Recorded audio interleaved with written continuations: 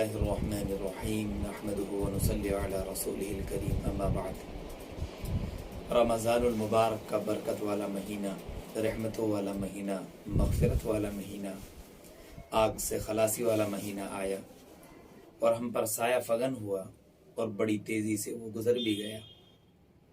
رمضان المبارک کا مقصد یہ تھا کہ آدمی کے اندر ایسی اسپرٹ پیدا کی جائے، طاقت پیدا کی جائے کہ وہ اللہ کے تقوی کا خوگر بن جائے اور تقوی اس کے اندر آ جائے، اور اسی رفتار سے اگر وہ عمل کرتا رہتا تو آخرت کی اس کی جو منزل ہے وہ بہت آسان ہو جاتی۔ مگر ہوتا یہ ہے کہ جیسے ہی رمضان المبارک کا مہینہ ہم سے ودا ہوتا ہے اور وہ چلا جاتا ہے تو بہت ہی عبادات کے اندر ہونا یہ چاہیے تھا کہ عبادات کے اندر تیزی آتی، معاملات کے اندر سدھار آتا، اچھائیاں ہمارے اندر آتی اور ہم اچھائیوں کے خوگر ہوتے۔ لیکن ہوتا یہ ہے کہ مسجدیں ویران ہو جاتی ہیں، مسجدوں میں چٹائیوں کو لپیٹ دیا جاتا ہے، قمقمے اور بلب وغیرہ اتار دیے جاتے ہیں، اور مسجدوں میں وہی گنے چنے لوگ نظر آتے ہیں، ایک یا دو صف، وہی پرانے چہرے، وہی پرانے بزرگ۔ گویا کہ ہم نے دین کو رسمی دین بنا لیا اور گویا کہ ہم بالکل برساتی مینڈک بن گئے کہ جس طریقے سے برسات ہوتی ہے اور مینڈک نکلتے ہیں اور ان کی آوازیں ٹر ٹر کی آتی ہیں، ایسے ہی گویا کہ ہم ہو گئے۔ تقوی ہمیشہ اختیار کرنا ہے، تقوی والی زندگی ہمیشہ اختیار کرنی ہے۔ رمضان المبارک کا جو مہینہ ہے وہ ٹریننگ کے لیے ہے، وہ ایک مسلمان کی ٹریننگ کا ذریعہ، مشق کا ذریعہ ہے کہ اس مہینے کے اندر آدمی ٹریننگ لے، مشق کرے اور پوری زندگی رمضان المبارک کے مطابق گزارے۔ اس لیے کہ اللہ رب العزت نے جو رمضان المبارک کے روزے ہم پر فرض کیے تھے، اس کا مقصد کیا تھا کہ ہمارے اندر تقوی آئے، اللہ کا ڈر آئے، اللہ کا خوف آئے، کہ جو زندگی ہمارے رمضان سے پہلے چل رہی تھی وہ ختم ہو جائے۔ مثلا اگر کوئی سودی کاروبار کرتا تھا اس سے رک جائے، مثلا کوئی کذب بیانی کرتا تھا، جھوٹ بولتا تھا، اس سے رک جائے، کوئی چغلخوری کرتا تھا اس سے رک جائے، کوئی غیبت کرتا تھا اس سے رک جائے، اور ہمارے اندر اللہ کے ہونے کا احساس پیدا ہو جائے کہ میرا رب مجھے دیکھ رہا ہے۔ یہی تو احساس ہوتا ہے کہ آدمی تنہائی میں ہوتا ہے، کمرے میں ہوتا ہے، آدمی چاہے کھا بھی سکتا ہے، پی بھی سکتا ہے، اپنے اور خواہش بھی پوری کر سکتا ہے، لیکن اس کے اندر یہ احساس ہوتا ہے کہ اللہ مجھے دیکھ رہا ہے۔ یہی احساس پیدا کرنے کی ضرورت ہے۔ یہ احساس اگر ہمارے اندر پیدا ہو جائے تو سارے کام ہمارے لیے آسان ہو جائیں، کہ رمضان المبارک کے اندر جس طریقے سے آدمی گناہوں سے بچتا ہے، رمضان المبارک کے بعد بھی گناہوں سے بچنے لگے، اور رمضان المبارک کے بعد نمازوں کی پابندی کرنے لگے، مسجدوں کو خالی نہ کر دے۔ کہاں چلے گئے نمازی، کہاں چلے گئے لوگ؟ سارے کے سارے لوگ موجود ہیں، گھروں میں موجود ہیں۔ کیا ہوا کہ رمضان المبارک کا مہینہ ہم سے رخصت ہو گیا تو ہم نے نمازیں بھی چھوڑ دی۔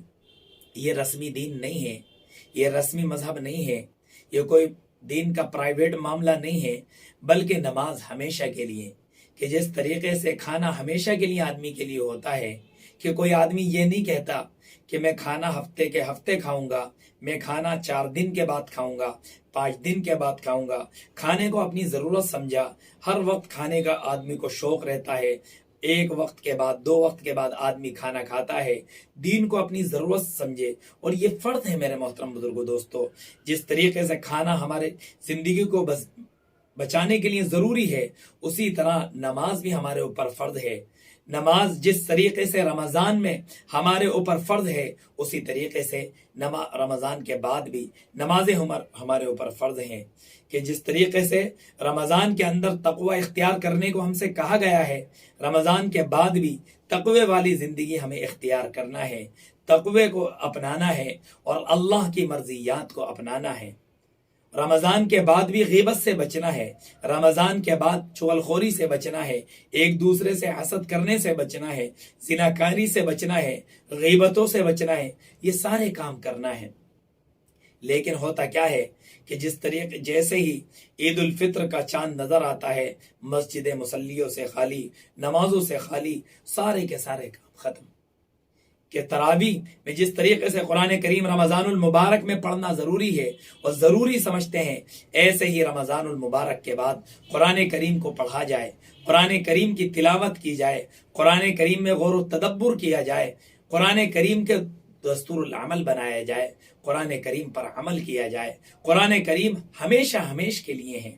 ایسا نہیں کہ بعض لوگ ایسے ہوتے ہیں کہ رمضان المبارک میں قرآن کریم پڑھ لیا، رمضان المبارک میں تلاوت کر لی، کافی نہیں. رمضان المبارک میں تو عادی بنایا جا رہا ہے، ہم کو مشق کرائی جا رہی ہے کہ جس طریقے سے رمضان المبارک میں ہم تلاوت کرتے ہیں، ایسے ہی غیر رمضان میں پورے سال ہم اللہ کے قرآن کی تلاوت کریں، اس میں غور و تدبر کریں، اس پر عمل کر دیں، تاکہ نسیان میں اسے رکھنا نہیں ہے. کہ رمضان المبارک میں جس طریقے سے غریبوں کے ساتھ اور محتاجوں کے ساتھ غمخواری کا معاملہ کیا جاتا ہے، ہمیں یہ مشق کرائی جاتی ہے کہ رمضان المبارک کے بعد بھی ہمیں غریبوں کے ساتھ غمخواری کا، ہمدردی کا، ایثار کا معاملہ کرنا ہے. ایسا نہیں ہو کہ رمضان المبارک کے اندر ہم نے تو غمخواری کی، لیکن رمضان المبارک کے بعد ہمارے پڑوسی ہیں، ہمارے رشتہ دار ہیں، ہمارے عزیز ہیں، ہمارے اقارب ہیں، وہ بھوکے پیاسے ہوں، ہم مزے اڑا رہے ہوں. ہمیں رمضان المبارک کے بعد رشتہ داروں کی بھی خبر گیری کرنی ہے، اپنے پڑوسیوں کی بھی خبر گیری کرنی ہے کہ جس طریقے سے سکون سے ہم ہیں ان کی ہمیں بھی خبر گیری کرنی ہے.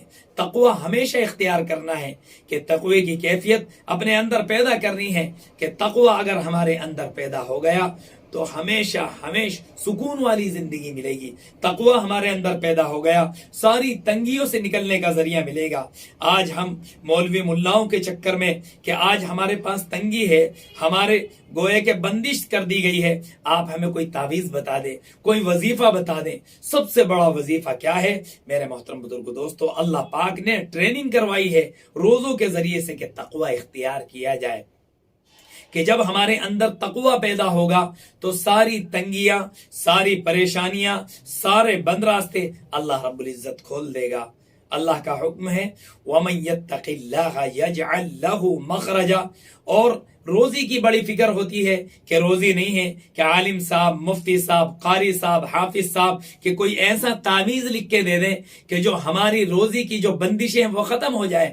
اللہ پاک تو یہ ارشاد فرما رہا ہے کہ جو بھی تقوی اختیار کرے گا وَيَرْزُقْهُ مِنْ حَيْثُ لَا يَحْتَسِبْ، کہ اللہ پاک ایسی جگہ سے روزی عطا فرمائے گا کہ اسے وہم و گمان بھی نہیں ہوگا. کہ تقوی ہمیشہ کے لیے ہے کہ تقوی والی زندگی بسر کریں گے، اللہ پاک سارے معاملات میں آسانی پیدا کر دے گا. وَيَجْعَلْ لَهُ وَمَنْ يَتَّقِ اللَّهَ يَجْعَلْ لَهُ مِنْ أَمْرِهِ يُسْرًا. سارے جائز کاموں میں آسانی پیدا فرما دے گا. جو بھی تقوی اختیار کرے گا اللہ پاک سارے گناہوں کو مٹا دے گا. تقوی اختیار کرے گا، ایسے اجر اللہ پاک عطا فرمائے گا کہ آدمی نے تصور بھی نہیں کیا ہے.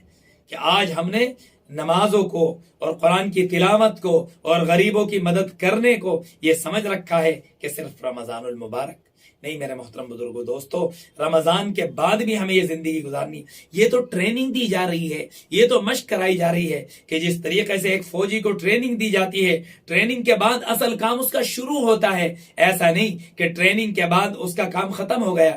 ٹریننگ کے بعد اس کو محاذ آرائی کرنی ہوتی ہے، اسے بارڈر پر کھڑا ہونا ہوتا ہے، اپنے ملک کی، اپنے قوم کی حفاظت کرنی ہوتی ہے. ایسے ہی اللہ رب العزت رمضان المبارک کے اندر ہماری ٹریننگ کرا رہا ہے. تقوی ہمارے اندر پیدا ہو جائے، اللہ کا ڈر پیدا ہو جائے، اللہ کا خوف پیدا ہو جائے. ایسا نہیں کہ رمضان المبارک گیا، نمازیں چلی گئیں، رمضان المبارک گیا، اللہ کا ذکر چلا گیا، رمضان المبارک گیا، قرآن کریم کی تلاوت چلی گئی، رمضان المبارک گیا ہم غیبت کرنے لگے، رمضان المبارک گیا ہم شرابیں پینے لگے، رمضان المبارک گیا ہم ایک دوسرے سے حسد کرنے لگے، رمضان المبارک گیا ہم کینہ کپٹ میں مبتلا ہو گئے، گناہوں کا ارتکاب کرنے لگے. نہیں میرے محترم بزرگوں دوستو، رمضان المبارک گیا ہے، ہماری ٹریننگ ہوئی ہے، مسلح ہونا ہے تقوی کے ساتھ، اللہ کے خوف کے ساتھ، اللہ کی خشیت کے ساتھ. غریبوں کی امداد کرنا ہے، سود خوری سے اپنی حفاظت کرنا ہے، معاملات اچھے کرنا ہے، چلتا پھرتا اپنے آپ کو قرآن کریم بنانا ہے. اپنے آپ کو مسلمان بنانا ہے، ہمیشہ ہمیش کا نمازی بنانا ہے، ہمیشہ ہمیش غریبوں کی مدد کرنے والا بنانا ہے، ہمیشہ ہمیش قرآن کریم کی تلاوت کرنے والا بنانا ہے، ہمیشہ ہمیش مسجدوں کو آباد کرنے والا بنانا ہے۔ کہ آج مسجدیں ہماری خالی ہو گئی، کیا مقصد ہے رمضان کا؟ رمضان کا پیغام یہ ہے کہ ہمارے اندر تقوی آئے، رمضان والی زندگی آئے، ہمیشہ ہمیشہ ہم روزہ رکھیں، غیبتوں سے ہم روزہ رکھیں، چغلی سے ہم روزہ رکھیں، گناہوں سے ہم روزہ رکھیں، ہم اللہ کے بندے بنیں اور اللہ کی بندگی میں اپنی زندگی گزاریں، اللہ کے وجود کا احساس کریں کہ جس طریقے سے رمضان المبارک میں اللہ پاک ہم کو دیکھتا ہے، اسی طریقے سے رمضان المبارک کے علاوہ بھی اللہ ہم کو دیکھتا ہے۔ ایسے زندگی گزاریں۔ ہم غور کریں کہ رمضان المبارک میں ہماری مسجدیں فل تھی، ذکر و تلاوت ہو رہا تھا، اور اللہ کے زمزموں سے مسجدیں گونج رہی تھی، نعرے تکبیر سے مسجدیں گونج رہی تھی۔ آج بھی ہمیں وہ کرنا ہے، اللہ کا تقوی اختیار کرنا ہے، اللہ کو راضی کرنے کی کوشش کرنی ہے، غریبوں کی امداد کرنا ہے، سود خوری سے بچانا ہے، غیبت سے بچانا ہے، زناکاری سے بچانا ہے، اور اپنے آپ کو تقوی والی زندگی میں لگانا ہے۔ تقوی جو اختیار کرے گا اللہ اسے پسند فرمائے گا۔ ان اللہ یحب المتقین، جو تقوی اختیار کرے گا دنیا اور آخرت میں اس کے لیے بشارت ہے، لہم البشری فی الحیات الدنیا وفی الآخرہ۔ اللہ پاک تقوی کرنے والے کے اعمال کو قبول فرماتے ہیں، انما یتقبل اللہ من المتقین۔ تو ہمیں تقوی والی زندگی بسر کرنی ہے، ہمیشہ ہمیش تقوی کو اختیار کرنا ہے، تاکہ رمضان المبارک کے بعد والی زندگی تقوی والی ہو اور ہم کامیاب ہو، اللہ ہم سے راضی ہو، جو تنگیاں ہیں وہ دور ہو، اللہ بغیر حساب کے ہمیں روزی عطا فرمائے۔ اللہ پاک مجھے بھی اور آپ کو بھی کہنے سننے سے زیادہ عمل کی توفیق اور رحمت فرمائے۔ وآخر دعوانا ان الحمد للہ رب العالمین۔